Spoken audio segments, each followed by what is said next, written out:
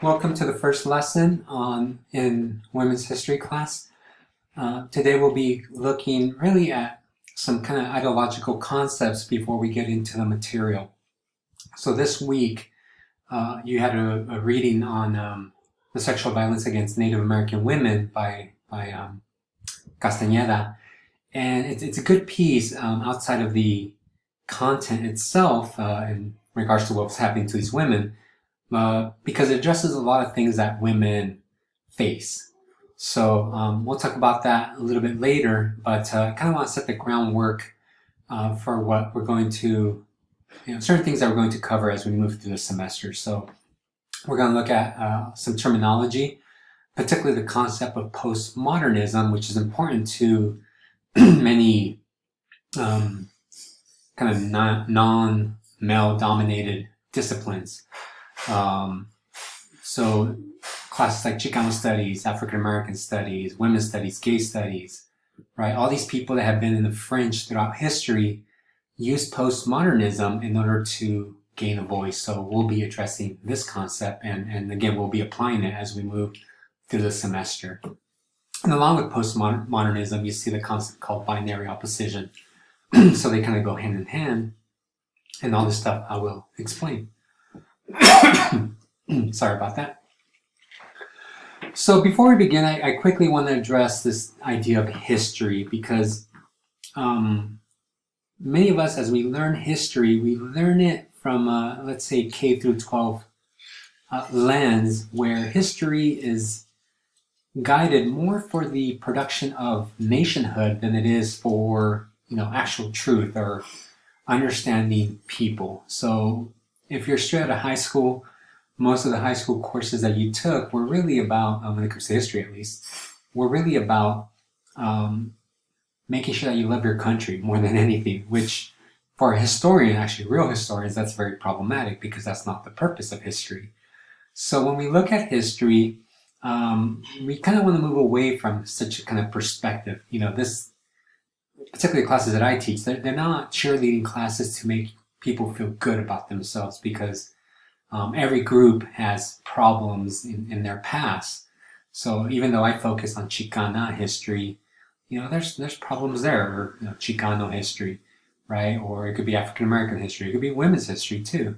So we're going to move away from this kind of cheerleading format of history and hopefully be a little bit more critical as we move forward.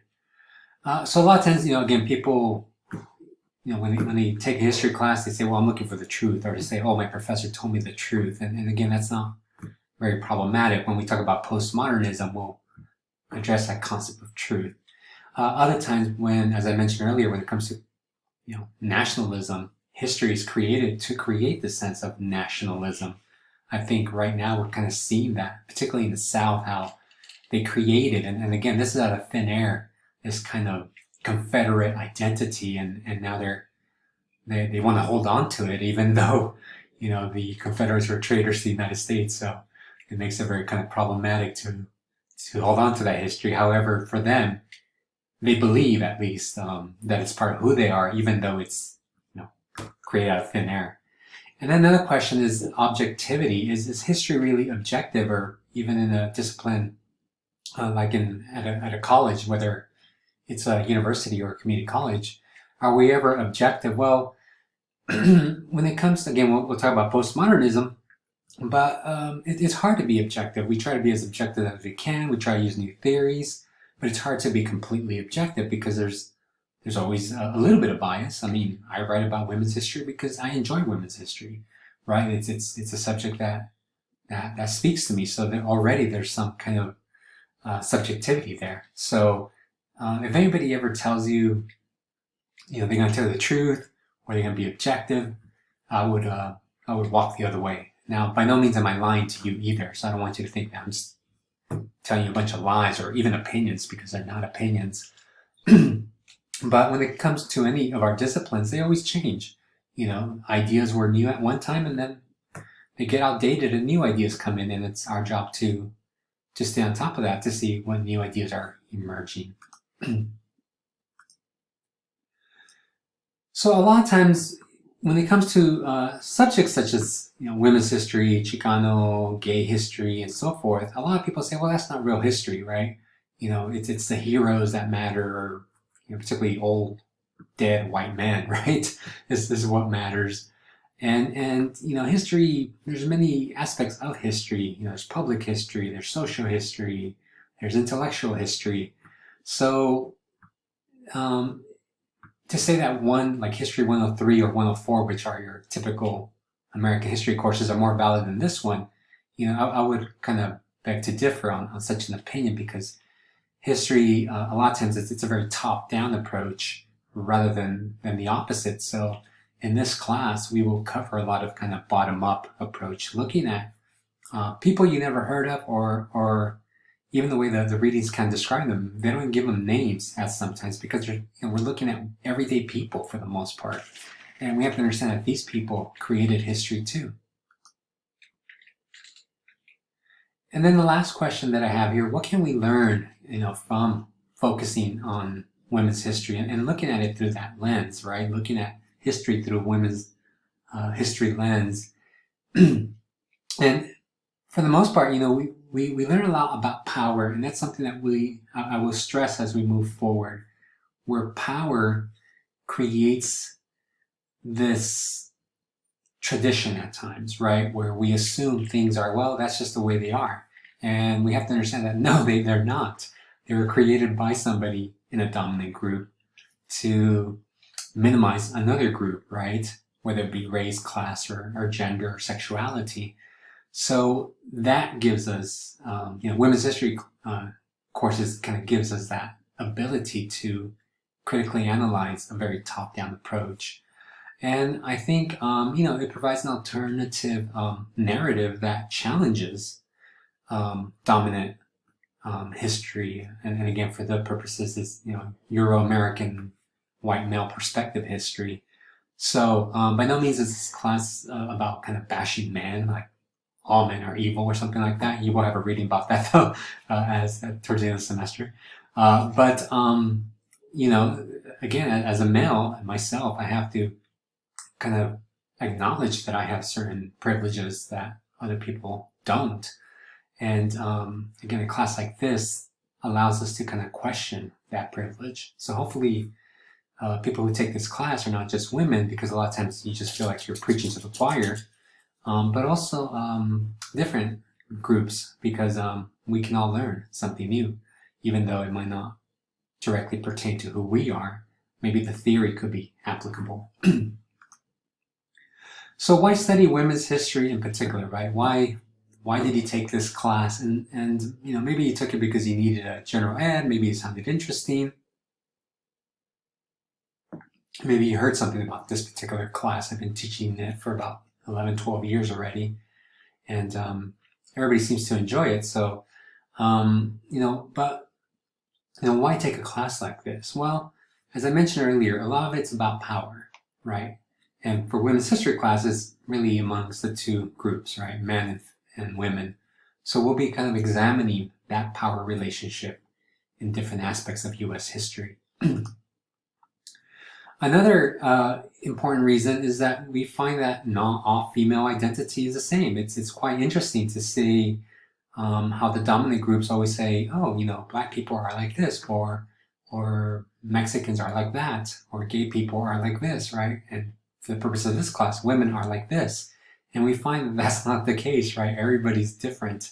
Groups are different. When it comes to female identity, there's not a homogeneous identity when it comes to women, right? You have black women, you have Asian women, and so forth. And in this class, we'll look at these different perspectives. I can't say we'll do it for every group, but definitely try to touch as many as we can.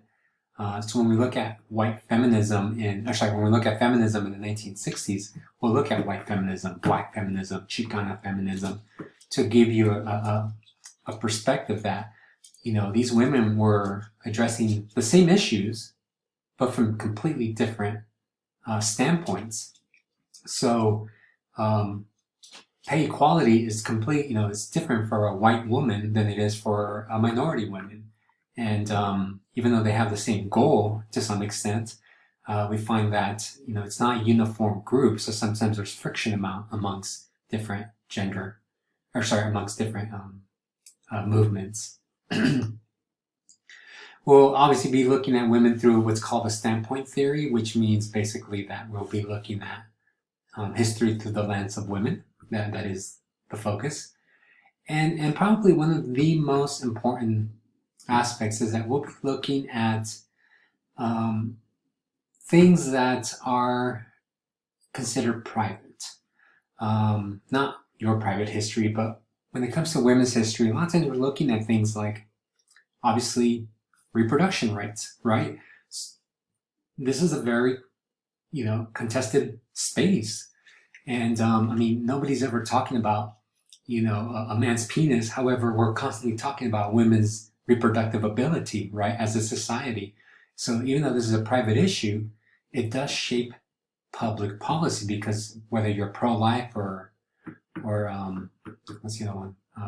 Pro-choice, we find that this is a battle that's fought on women's bodies, right? And we don't really see that with men, right? Nobody's fighting for blue pills for men, right? So they,